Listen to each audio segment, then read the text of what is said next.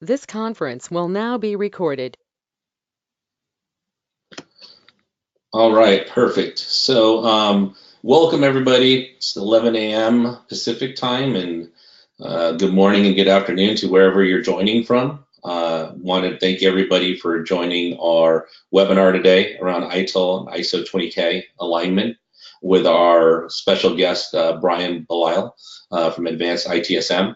My name is Ben Sanroman. I'm the CEO of Endpoint Learning. Very happy to have Brian with us today. Obviously, there's a lot of excitement in the marketplace in regards to ITIL's new release, ITIL 4. And so we thought this was a perfect time to talk a little bit more about ITIL itself, ITSM, and ISO 20K. So really excited to have Brian with us today. Just before we get started, I'm going to go over a couple of items in terms of the webinar itself. If you have any questions, obviously there's a chat feature at the bottom. Please feel free to, throughout the presentation, add or contribute to the session by adding any questions there. And what we'll do is at the end of the presentation, Brian will take some time and make sure to answer as many questions as he can beforehand. And with that said, I just wanted to talk to you, for those of you who are not familiar with Endpoint. Endpoint is a learning service provider, and we have a number of different areas that we're skilled in. Here are some of the main areas of focus or areas of expertise for our company. Obviously, we provide training in a number of different modalities. Anything from on-site training and customized training, which is probably our forte, also in regards to setting up extended learning programs, overall learning management, etc. So definitely, if there's anything outside of service management that is of interest to you, we're more than happy to speak to you in regards to setting up an overall learning program for your organization. But like I said, today we're talking about ITSM. And glad that all of you guys can join. Before we get handed over to Brian, I just want to make sure to take a couple of seconds to talk about some other webinars. We have a number of webinars that we host on a monthly basis, and I just wanted to make sure that everyone is aware of some of the upcoming ones. We have one with Adam Brindell, who is our machine learning expert. He'll be talking about Apache Spark, faster and easier performance and clustering with Apache Spark. That's in 2 weeks, November 27th. So if you haven't already registered, if that's something of interest to you, there are spots available. Please feel free to join, and I have a URL here that will also be shared with you after the event today. And then we also have another webinar coming up. That's 3 weeks from now, I believe, building emotional intelligence across your organization. So outside of not only processes and technology, we also have an entire curriculum based around leadership and professional skills. That'll be led by our own Conrad Moore. Again, these URLs for registration will be shared with you after today's event.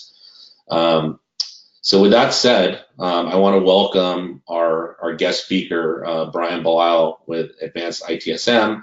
And with that said, Brian, I will go ahead and turn this over to you. Great. Thank you, Ben. Appreciate that. Just audio check. You guys can hear me, right? Good, Ben? Loud and clear. Awesome. Thank you.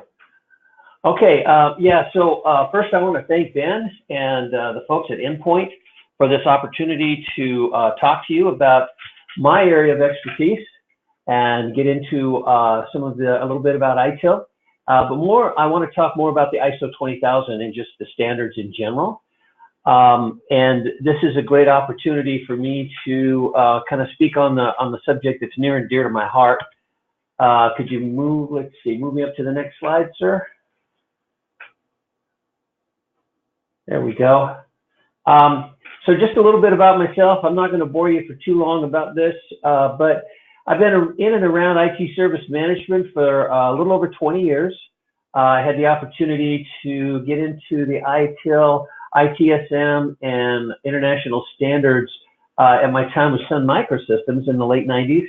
Got exposed to this and started drinking the ITIL Kool-Aid, and became an ITIL expert about 15 years ago, and also an accredited trainer. So I spend a lot of time also helping folks come up to speed on the ITIL best practices. Also an ISO consultant manager, and I spent time at Sun as an internal auditor. So I got quite a bit of exposure to the ISO world. Back then it was ISO 9000. Of course, it's expanded since then. And I also had time, spent some time in training and in practice as a Six Sigma Green Belt. You can see some of the organizations I've worked with there, as well as Sun. I spent time with Clint Wellington Redwood. That's where Ben and I have some commonality, where we met. I did some federal contract work with General Dynamics, also with HPE, and spent some time as a consultant at Microsoft and helped set up their initial retail stores back in the day when they decided to start going into competition with the Apple stores. And you can see some of my areas of expertise that I've had the opportunity to work in over the 20 years. I work quite a bit with some service delivery outsourcers around IT service management and things like help desk, backline support, knowledge management, change management, config management, things like that. I had an opportunity to work in the gaming industry for not quite a year in Las Vegas. I spent some time in healthcare. I had an opportunity to work with a couple of different higher education institutions around their delivery of IT, both on campus and online. And then working with some local, state, and municipal governments agencies as well. So yeah, about 20 years in this, and something near and dear to my heart. So if we could, next slide, sir. Okay, so I want to kick off and just talk a little bit about, kind of from a high level, what is ISO 20000 and why is it important in the service management world? I think ISO seems to get overlooked because it's not as common in the toolkit as things like ITIL and Lean IT and COBIT, CMMI, things that you've probably heard about and read about. And of course, ITIL is kind of the standard bearer in a lot of those in that area. But the ISO standards are a great way to take the practices and put them into practical use. There's a lot of guidance around that in the ISO 20000 documentation. Now, what I think some people are a bit standoffish about is they think that if you're going to start going down the ISO road, that you're signing yourself for certification. And I don't necessarily agree with that. I think ISO certification has its place in the marketplace as a differentiator. But unless you're in the core business of IT service delivery, certification may or may not be to your advantage.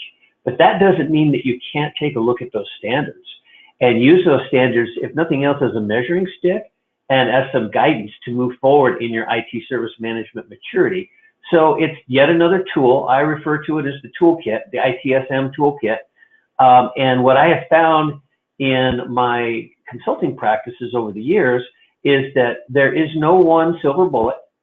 It's best if you get as many of those tools in the toolkit as you can get, and then pick the right opportunity and the right tool at a particular time, depending on what you're trying to accomplish.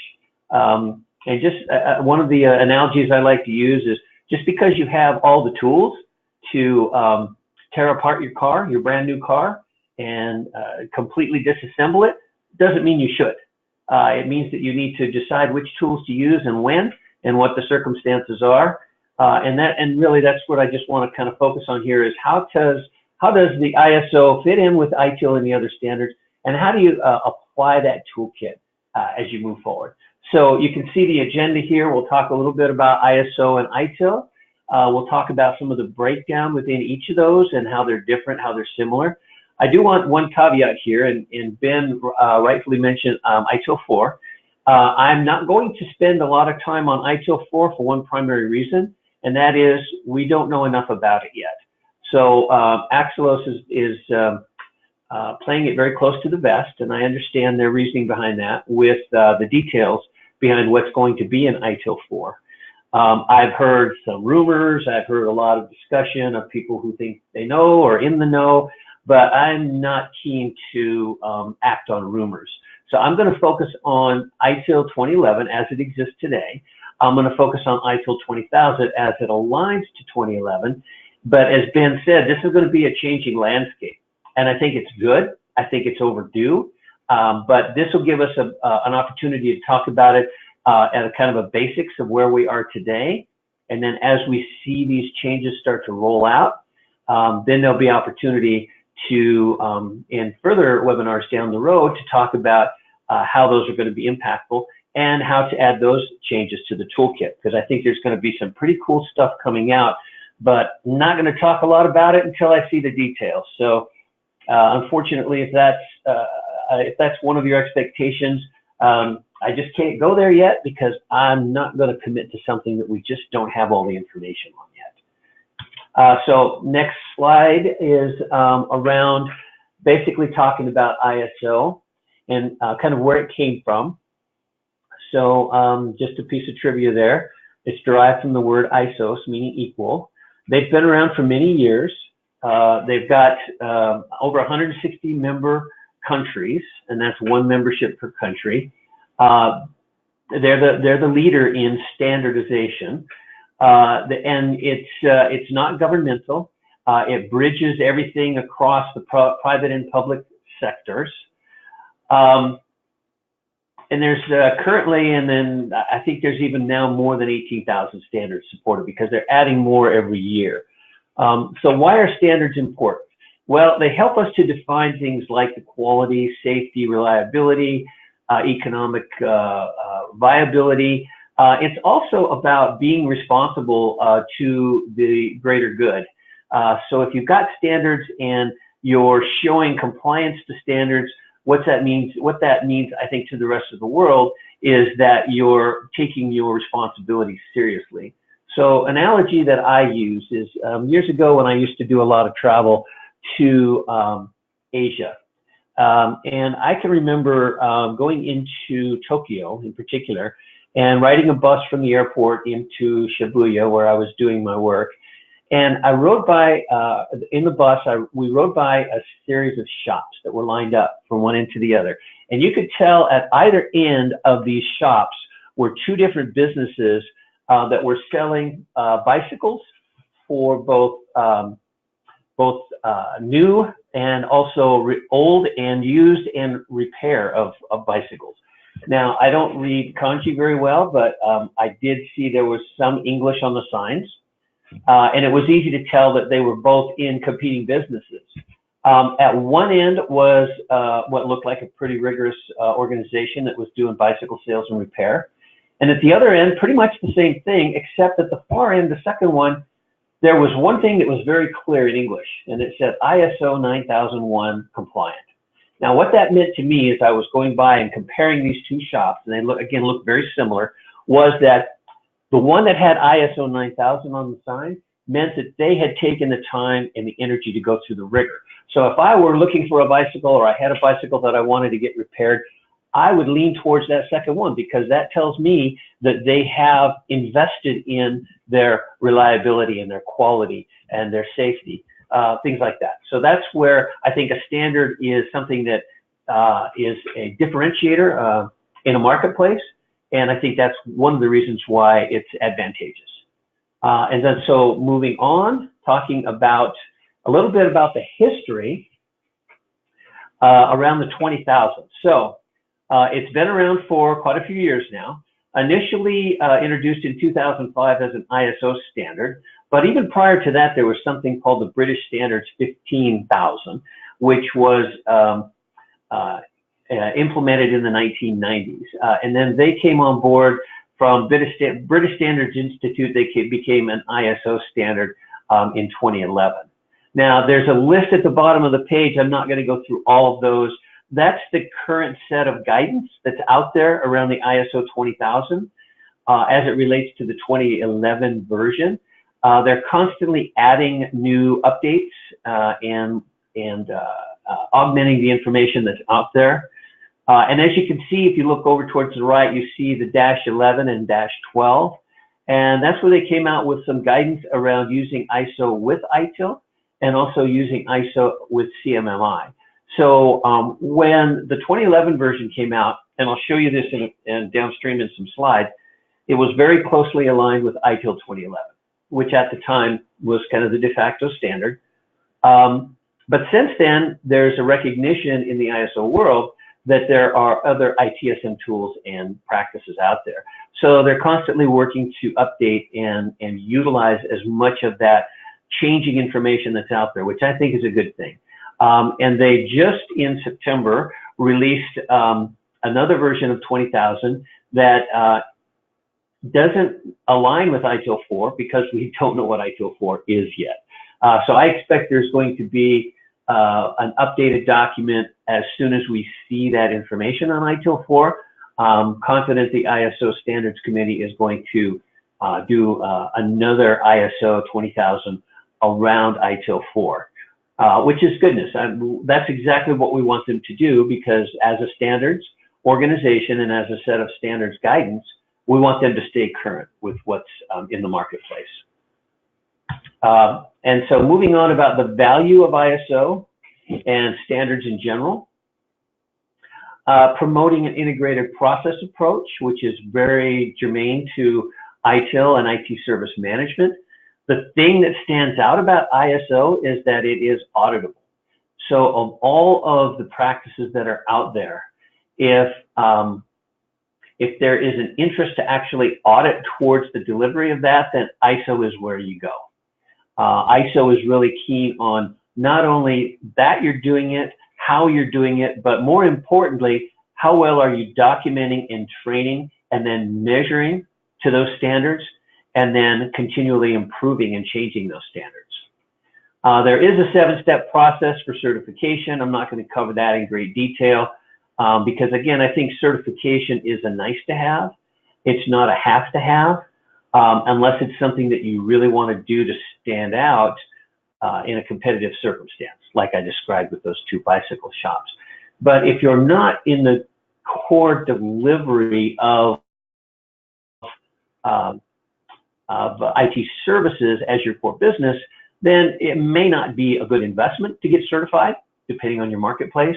But it certainly doesn't mean that you don't have the opportunity to use this as part of your tool set. If you do go for certification, then there are impartial bodies that do that. And there are certain requirements that have to be met. If you look at the ISO 20,000 standards guidance, I boiled it down into a spreadsheet to use as kind of a measuring stick. And I came up with somewhere in the neighborhood of 250 questions that need to be answered. And in order to be certified, you have to answer all of those questions yes, and you have to be able to prove it. So it's a pretty rigorous effort to go through to get certified from front to back. But however, that doesn't stop you from using those questions and using that information as a yardstick for moving forward to mature your organization.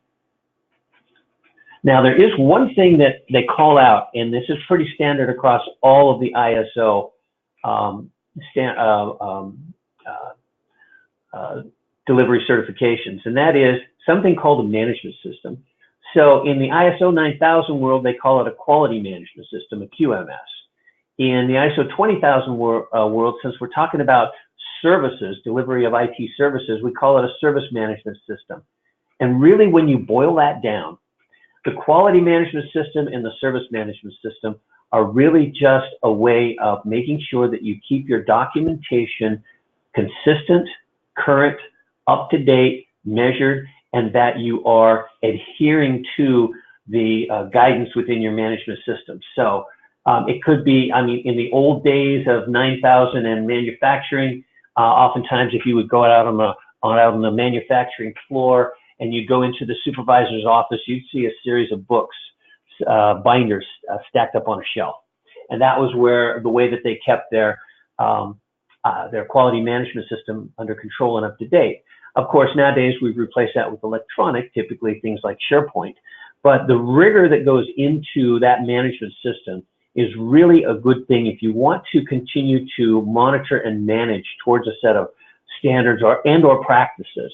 You really need to document it well. It needs to be written down. It needs to be version controlled, change controlled.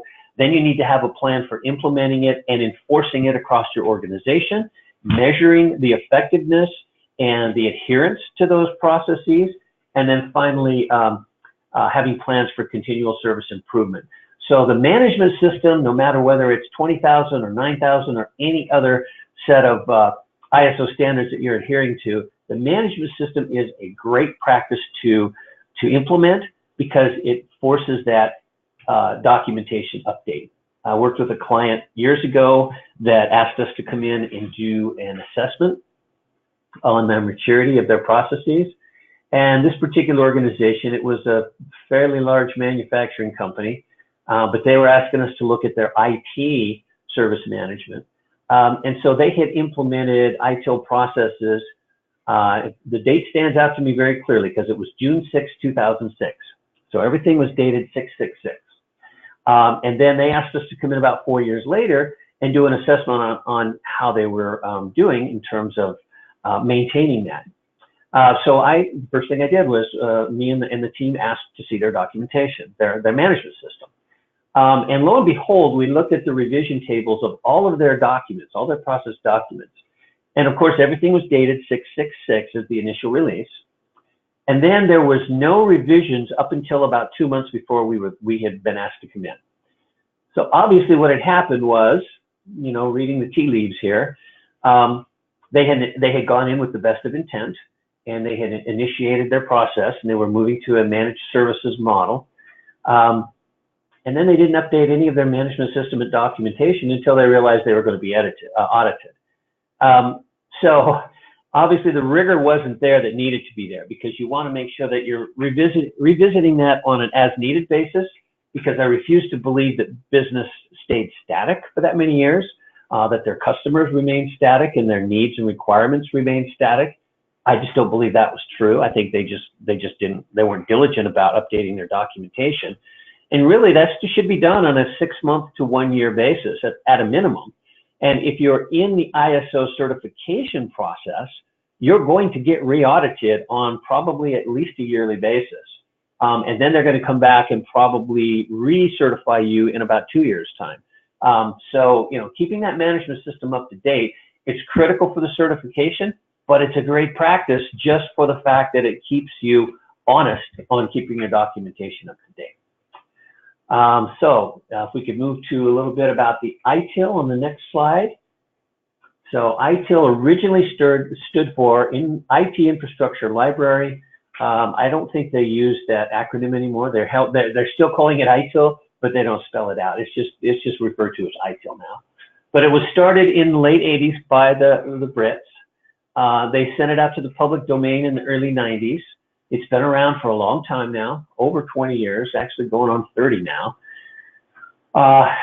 And it's got a lot of success stories around it, especially when you get into the European markets. They've been using it for a lot of years. It's written around process, and it's also written about the life cycle of IT services. And then it was edited again. Version 2 was in the early 2000s. That's where I got my start as a certified expert. And then version 3 came out in 2007 with another edition in 2011.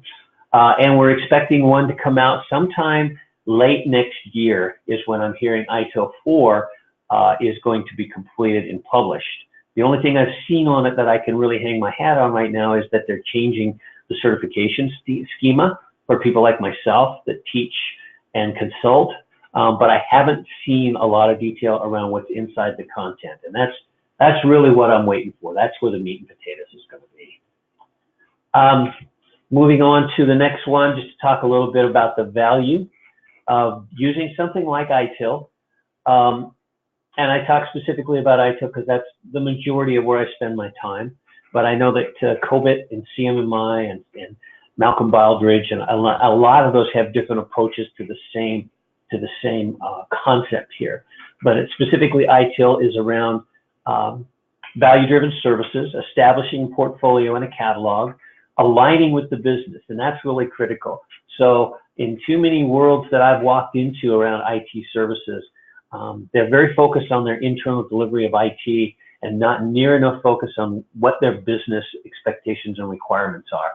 And so for an example, I was working with a help desk, trying to figure out why they didn't have happy customers.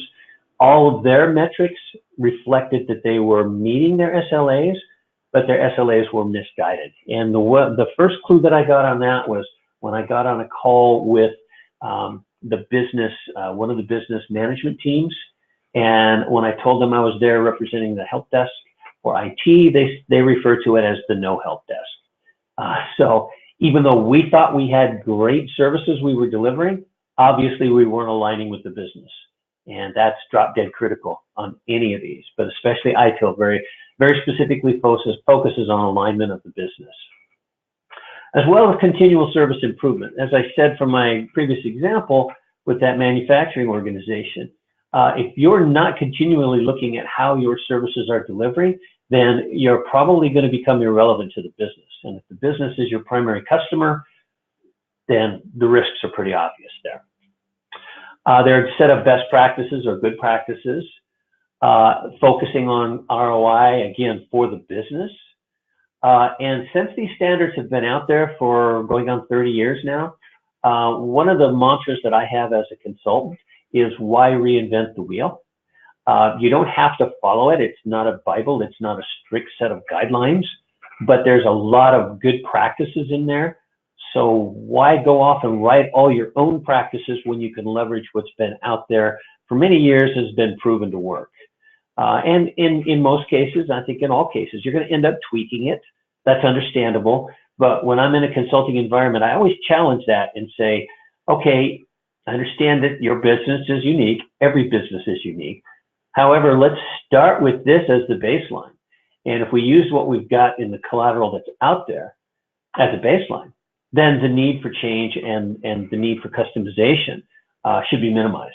And especially if you're going to use IT service management tools, there's several of them out there. You've probably heard of ServiceNow, Remedy, Sharewell. I work with a company called For Me. They all do great jobs around ticketing tools and change management tools, but it all follows the guidance within the ITIL, in the IT service management. So the more you can stay on that path, the better your tool is going to function for you out of the box. Moving on to talk just briefly about the life cycle key processes. I'm not going to read through these. There's the life cycle of ITIL, which is strategy, design, transition, operation, and continual service improvement. Embedded in that is 25 plus individual processes that are very well defined. This is where I spend a lot of my time in working with Endpoint and other organizations around training around these processes, really drilling down into the details. If you've taken an ITIL Foundations course, you've seen all of this. If you haven't, I would like to encourage that. You should reach out to Ben and team, and we'll be happy to work with you on bringing this information forward. At a foundational level, we go across the vast majority of these processes at a high level. And then there's a whole set of intermediate courses that you can take that drill down into the specifics around each of these areas.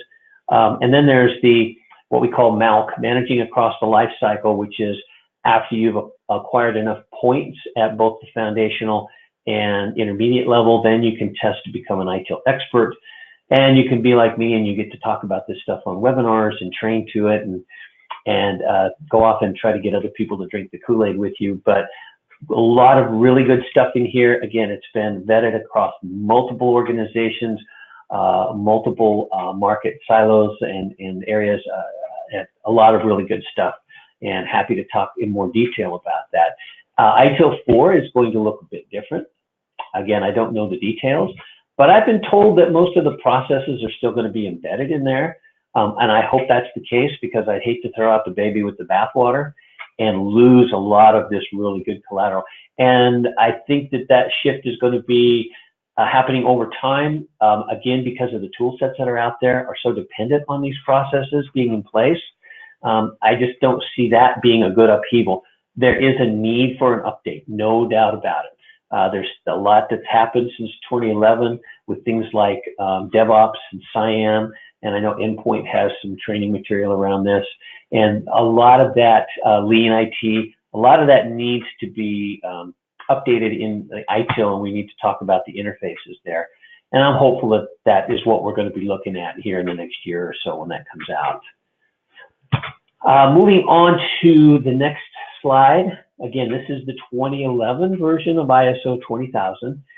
And if you look at these processes, and if you look at the slide before, you can see that this is repetitive.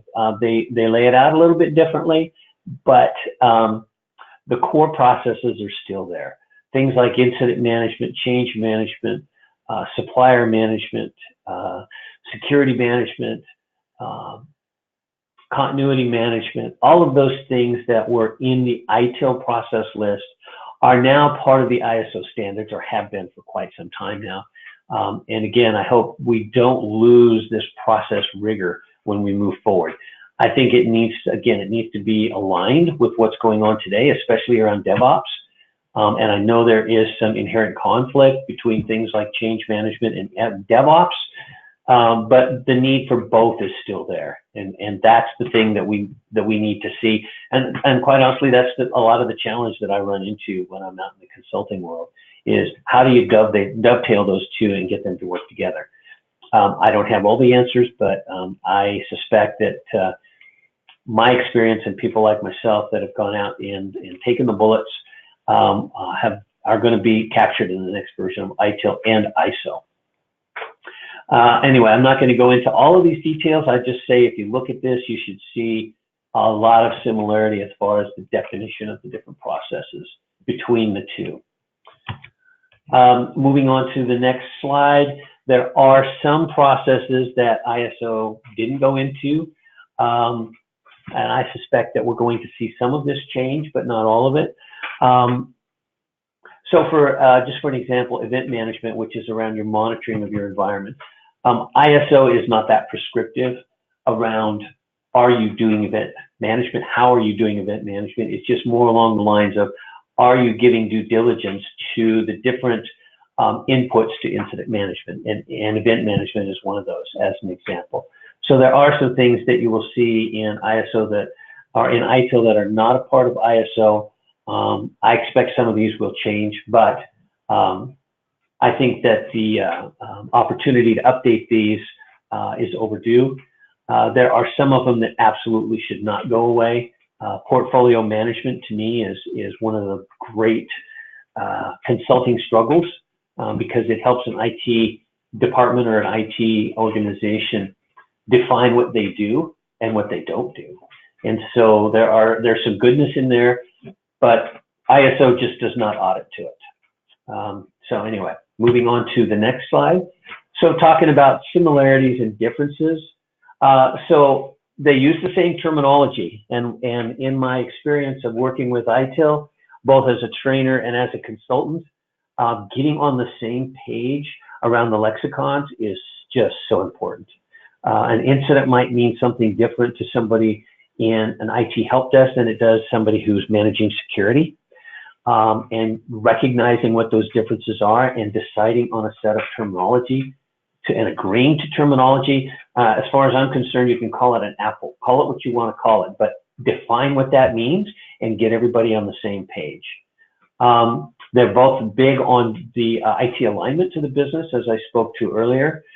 Making sure that IT is delivering services that are valuable and understood and speaks to the business in terms that they need to hear. Continual service improvement is just drop dead critical in both environments, and ISO is really keen on what are you doing to make sure that you're relevant. Process interfaces is very important. So in the old ITIL versions, version 1 and version 2, it was very process centric. And what we found over the years of experience of working with that is by creating processes and making them stand alone, we actually created silos. So that's when they moved in ITIL version 3 in 2011, they moved to services rather than processes as being kind of the kingpin.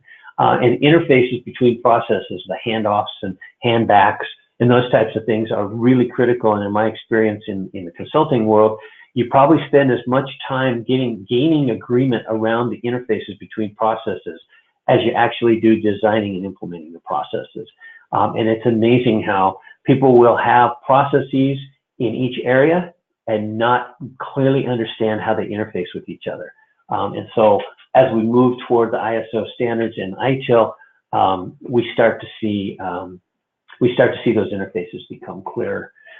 Some of the differences, well, there's the standard versus the framework. So ITIL, COBIT, CMMI, those are frameworks. And what they're doing is they're establishing a set of best practices. ISO is specifically measuring to a standard. And that's the thing that's unique about it is, okay, now you actually have to prove that you're doing things. With the frameworks, it's like, here's the best way to do it. Here's how you can adapt it to your environment, or you may need to decide how that works for yourself. But when you talk about it in terms of a standard, it's very binary. Are you doing it, yes or no? The frameworks are around accessibility, where a standard is around auditability. And as I spoke to with the service management system or any management system, auditability is really the thing that you want to focus on. Make sure that if somebody walks in and opens up that binder or goes to that SharePoint site and looks at a set of documents and a set of processes or a set of measurements and metrics, that it's current, it's kept up to date, it's relevant to the current business, all of those things.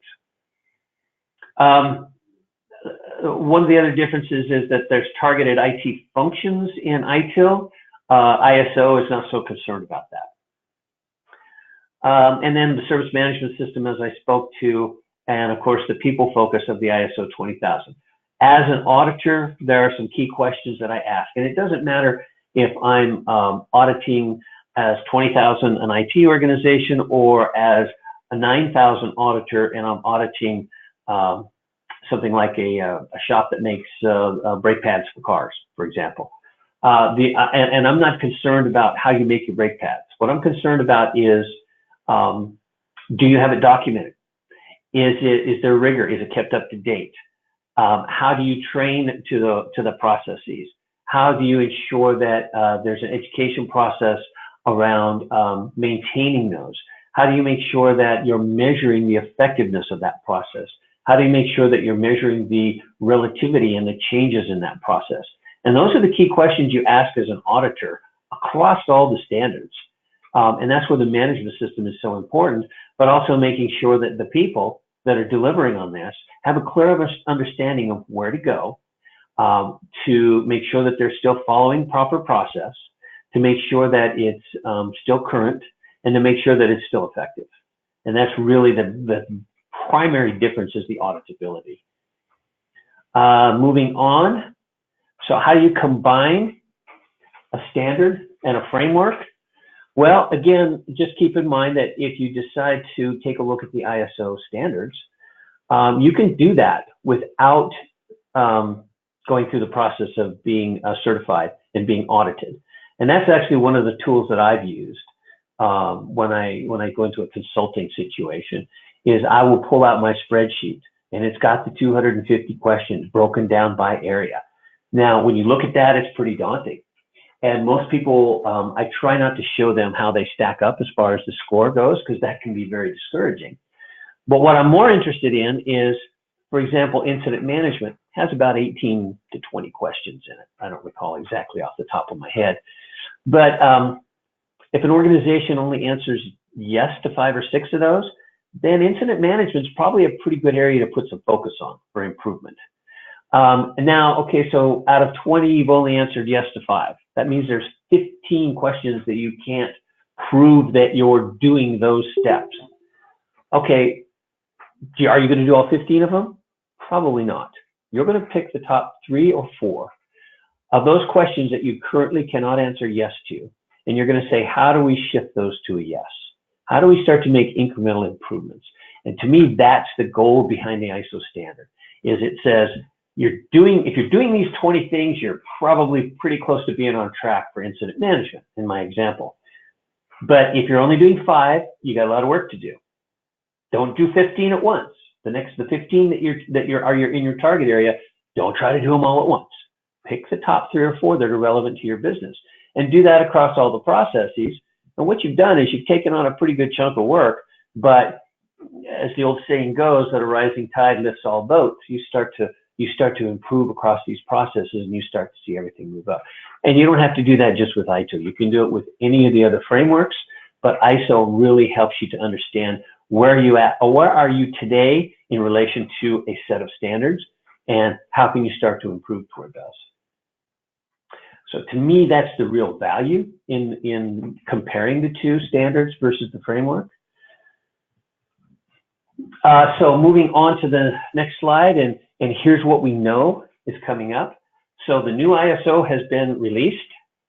They kind of caught me off guard with that one. I saw the initial outline on it, and it's moving, I want to say it's moving away from ITIL. It's moving away from the ITIL processes as being the central dependency, and it's really across all ITSM practices. And I think the 2018 version is going to have a lot more guidance coming out on it as we see ITIL updates. I know COVID just came up with a big update. So you're seeing the movement across these standards and practices. And as I mentioned, ITIL 4 right now, they're saying we should see the practices in the second half of next year. And from what I've seen of it, I know that I'm excited to see more about it. I'm anxious to see more about it. But at this point in time, from what I've seen, I'm still waiting for them to show me the beef, because I just don't see it yet. I've seen a change in the training schema, but that doesn't tell me what's going on inside the content. But I know there's a lot of smart people working on it, and I'm excited to see that come to fruition. With that, that's the end of my discussion, and I'm happy to open it up for questions and comments. Brian, question.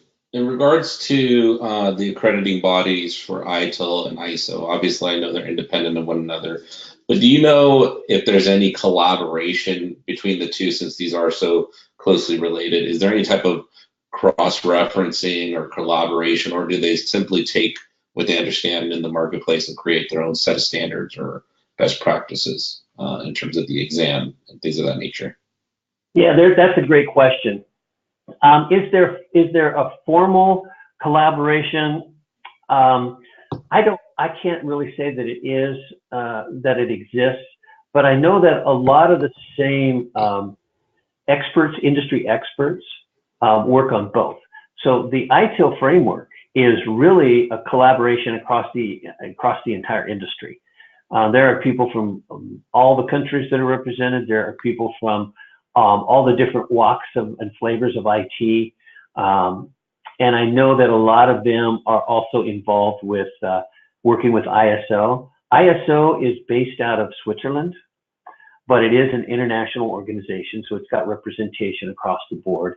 ITIL is based internationally in the UK. There's a big presence, obviously, in the United States with the US IT Service Management Forum, the US ITSMF.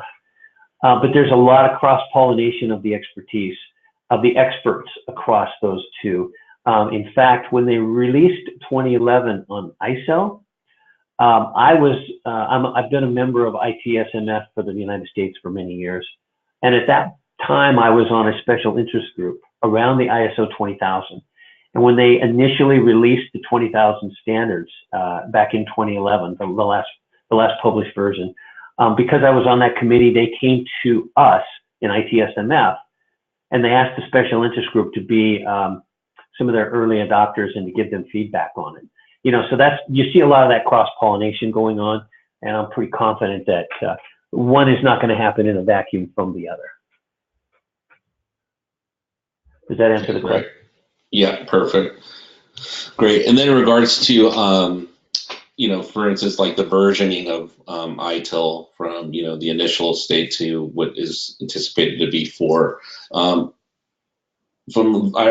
mean, from V2 to V3 or 2011, there was some significant changes. Do you see that organizations that maybe either never formally adopted 2011 may have to consider what version 4 may present, or do you feel that if somebody is already in a pretty solid state that they can continue to just work as they are? What would be the drivers behind that? Well, I think that I get this question a lot, and I know that it's a big question throughout the ITSMF. I was in St. Louis last month for the national conference, and that was one of the big questions. I'm confident that there's going to be seamless ways to move from one to the other. It doesn't make any sense to completely shut down one set of best practices, especially something that's been adopted this widely. And when they did it in the past, when they went from the original ITIL in the 90s to V2 and then V2 to V3 in 2011, one of the first things they addressed was, what do you do if you're in mid-flight on the certification criteria as an individual? And they're not going to shoot themselves in the foot and say, okay, your old ITIL certification is no longer valid. There's going to be ways as an individual to move from one set of individual certifications to the other, and there's also going to be the same for organizations.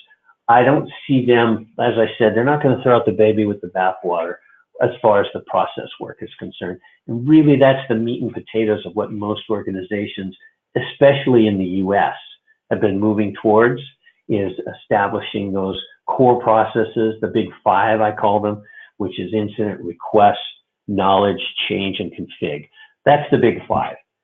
Those five never go away. The need never goes away. And I don't care how much you write around it or what process or standard or framework you use, they all have to reference the big five. So as organizations are looking to mature, that's why I start out talking about the toolkit, because there's no one tool that's going to work for your organization or any organization across the board. Pick and choose the pieces that are going to best fit your organization, both technically and culturally. And I know you guys are going to have some upcoming seminars around dealing with culture. And the two are not mutually exclusive. The stuff that we do in ITIL is very closely integrated to what's going on culturally and managing change in an organization. And so I don't see it as a revolution. I see it as an evolution. And I think that that's the way that the frameworks are going to move going forward. Okay, great.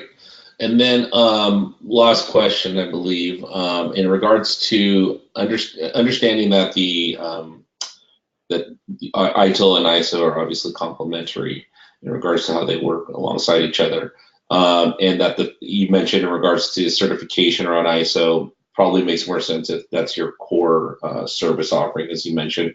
But have you seen that, from your experience, obviously I'm sure that this could apply to any industry, but is there specific industries that you see this seems to fit well in regards to leveraging these, or I guess industries that have been more successful in utilizing these two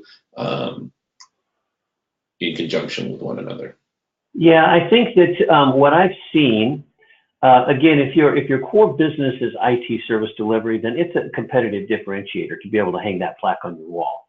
I mean, that's pretty obvious. That's kind of like the bicycle shop, right? But what I have seen is, especially in the federal government space, as people are moving more, as different organizations are starting to try to move more to more consistent delivery of practices and consistency in delivery and consolidation of duplication and things like that. They're moving towards things like the ITIL framework. And I think that organizations that are looking to work in that space as a contractor are finding it an advantage to be able to say, yeah, we have ISO certification. And that I think opens a few more doors, because it's that kind of proof in the pudding that you're actually can prove that you've got the knowledge around the practices, and that you're actually, doing things like a management system and keeping up to date and keeping things current. And that's the kind of stuff that the federal government is really trying to see more of, in my experience. And so I think in the government spaces, if you're going to be working on even partial part of contracts around IT delivery, the service integration and management, the SIAM model, is becoming very big in the government. And I think that would be a good place to get that competitive differentiator. And then, of course, obviously the ISO standards within manufacturing and things like that. If you're looking at ISO standards, if you're looking at getting standards and getting a competitive advantage. Oh, and by the way, that just tickled something in my little brain here. If you are an ISO 9000 shop for, say, a manufacturing organization, and you're already doing a quality management system as a result of that, which you have to do in order to be certified, if you want to get an ISO 20000 certification in your IT, and you're part of that organization, you can leverage that QMS. They're not going to ask you to do a completely separate SMS. You can leverage what's going on in the QMS and use that as a repository for your SMS documentation. So if you've got multiple ISO standards, they don't expect you to repeat those processes that can be used across. So the management system is one area where you can get leverage over the organization. When I was at Sun, we were ISO 9000. 20,000 didn't exist at that time, but if we had decided to move in that direction down the road, we could have done it and leveraged the QMS. We wouldn't have had to reinvent the wheel on that. So, you know, those types of organizations are probably the ones that are targeted for certification. But my emphasis is, you know, don't worry about the certification. Use the guidance in the standards to help you define how to make improvements in your core processes. Long answer to your question, sorry. No, that's perfect. I think that's exactly what we're looking for. So fantastic. I don't see any other questions, but I want to thank you again, Brian, for spending this time with us and sharing this information. I think it's very valuable, and love to have you back. I know we had planning on having some other sessions in 2019. So again, everybody, you know, look for future webinars with Brian and Endpoint, Brian Belisle and Endpoint, and then also a couple of other topics that are coming up. So again, thank you, Brian. Appreciate your time and, you know, putting this together for us. Thank you, Ben, and thanks everybody for attending, and I look forward to having an opportunity to talk to you again. Perfect. Thanks again. Have a great day, everyone.